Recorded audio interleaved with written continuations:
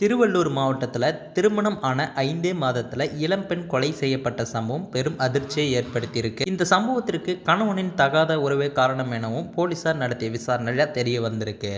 அதாவது பார்த்தீங்கன்னா, திருவள்ளூர் மாவட்டம் பெரியபாளையம் பகுதியை அடுத்துள்ள மதுரை கண்டிகை என்ற ஏரியாவில் முருகன் என்பவர் தனது மனைவி ரேவதியுடன் வசித்து வந்திருக்காரு. இவருக்கு கௌசல்யா என்ற 20 வயது மகள் இருந்திருக்காங்க. இந்த பெண் சென்னையில் உள்ள மகளிர் கல்லூரி ஒன்றில் இளநிலை படிப்பை முடித்த நிலையில் பொன்னேரியில் உள்ள ஒரு கல்லூரியில் ஆசிரியருக்கான பட்டப்படிப்பு பயின்று வந்திருக்காங்க. இந்த நிலையில் கடந்த 5 மாதங்களுக்கு முன்பு பொன்னேரியை அடுத்துள்ள பெரும்பேடு பகுதியைச் சேர்ந்த ராஜேஷ் என்பவருக்கும் கௌசல்யாவுக்கும் திருமணம் நடந்திருக்கு. ராஜேஷ் மணமகள் கௌசல்யாவுக்கு தூரத்து உறவுமுறை ஆகும். திருமணத்திற்கு பிறகும் தனது பிஎட் படிப்பை பயின்று வந்த கௌசல்யா கடந்த சில தினங்களுக்கு முன்பு மர்மமான முறையில் உயிர் இழந்திருக்காங்க. அதாவது சம்பவம் நடந்த நாளில் காலையில் ராஜேஷ் வழக்கம் போல வேலைக்கு சென்றிருக்காரு. மதிய நேரத்தில் கௌசல்யா வீட்டில் மயங்கி கிடப்பதாக அக்கம் பக்கத்தினர் பார்த்து ராஜேஷுக்கு தகவல் கொடுத்திருக்காங்க.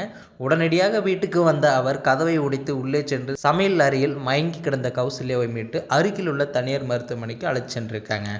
சமையல் அறையில் கௌசல்யா மயங்கி கிடந்த நிலையில் அவரது தலையில காயம் ஏற்பட்டிருக்கு. இதனால அவர் மயக்கம் போட்டு விழுந்திருக்கலாம் என மருத்துவர்கள் கருதியிருக்காங்க. கௌசல்யாவை பரிசோதனை செய்த போது அவர் ஏற்கனவே இறந்து விட்டதாக தெரிய வந்திருக்கு. இதனால அதிர்ச்சியடைந்த ராஜேஷ் மாமனார் முருகனுக்கு தகவல் கொடுத்திருக்காரு. ஆனால் மருத்துவமனையில் மகளை காண வந்த முருகன் அவரது முகத்தில் காயம் இருப்பதற்கான அறிகுறியை கண்டு உடனடியாக காவல் நிலையத்தில் இந்த மரணத்தில் சந்தேகம் இருப்பதாக புகார் கொடுத்திருக்காரு. அந்த புகாரின் அடிப்படையில் பொன்னேரி காவல் ஆய்வாளர் தலைமையிலான போலீசார் ராஜேஷை அழைத்து விசாரணை நடத்தியிருக்காங்க. அதே சமயம் அவர்கள் வீட்டிலும் தடயவியல் சோதனை நடைபெற்றிருக்கு. மேலும் கௌசல்யா தலையில் ஏற்பட்ட காயம் கீழே மயங்கி விழுந்ததால் ஏற்பட்டது போல இல்லாமல் இருந்திருக்கு. அது மட்டுமல்லாமல் அவர் முகத்திலும் கழுத்திலும் நகைக்கீறல்கள் இருப்பது பற்றி கேட்டபோது ராஜேஷ் சம்பந்தமில்லாத பதில்களை கூறியிருக்கார். இதனால போலீசார் கிடுக்குப்பிடி விசாரணையில் ஈடுபடவே தனது மனைவியை கொலை செஞ்சதை ராஜேஷ் ஒப்புக்கொண்டிருக்காரு. தனக்கு இருந்த தகாத உறவுதான் காரணம் எனவும் போலீசாரிடம் அவர் கூறியிருக்காரு.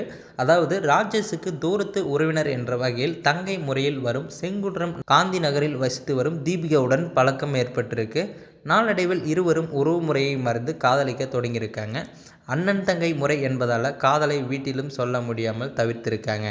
இப்படியான நிலையில் கௌசல்யாவுடன் ராஜேஷுக்கு திருமணம் நடந்திருக்கு. மனைவி கல்லூரிக்கு சென்ற பிறகு ராஜேஷ் தீபிகாவுடன் உறவை வளர்த்திருக்காரு. அப்படியாக கொலை நடைபெறுவதற்கு 2 தினங்களுக்கு முன்னாடி இருவரும் தனிமையில் நீண்ட நேரம் செலவிட்டிருக்காங்க. அப்போது உன் மனைவி கௌசல்யா உயிருடன் இருந்தால் நாம் சந்தோஷமாக இருக்க முடியாது, அதனால் அவளை கொலை செய்துவிடு என தீபிகா ஐடியாவும் கொடுத்திருக்காங்க ராஜேஷ்க்கு.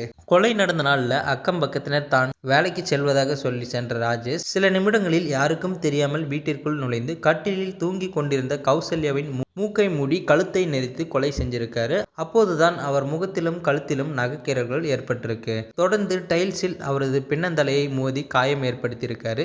எண்ணெய் வலிக்கு கௌசல்யா விழுந்து உயிர் இழந்ததாக செட்டப்பும் செஞ்சிருக்காரு. இதனைத் தொடர்ந்து ராஜேஷ் தீபிகா இருவரையும் கைது செய்த போலீசார் நீதிமன்றத்தில் ஆஜர்படுத்தப்பட்டு சிறையிலும் அடைச்சிருக்காங்க.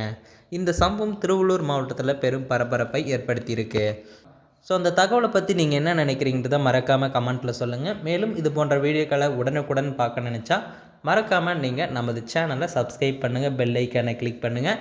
அப்போ தான் நம்ம டெய்லி போடக்கூடிய வீடியோ உங்களுக்கு உடனுக்குடன் நோட்டிஃபிகேஷனாக வந்து சேரும்.